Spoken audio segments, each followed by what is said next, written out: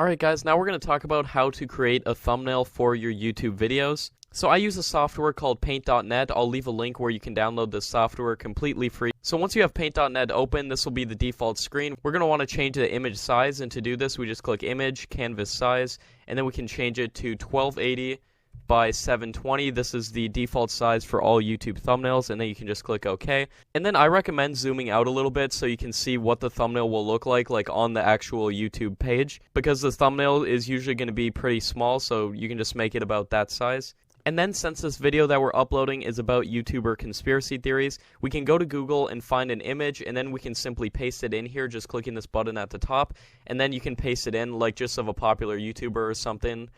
And you don't want to lie with your thumbnails, but you just want them to be shocking so people click it.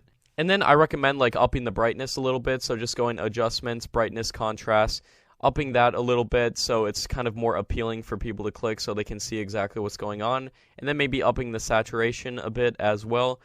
So as you can see, that makes it a little bit more appealing to click on. And then you can also add a red arrow right here using the shapes.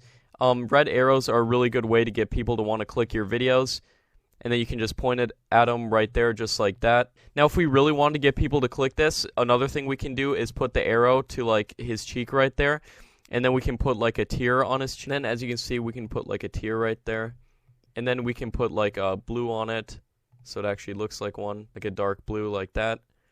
And then see, it looks really unrealistic. So you can see if we zoom out, it looks more realistic. And you just want to make people want to click. Now the goal here isn't to deceive people. We just want to make them want to click so they watch our video. And then to save the thumbnail, you just go File, Save As. And then I recommend saving it as a .jpg, a JPEG file, because that's what YouTube recommends. And then you just click OK and then flatten.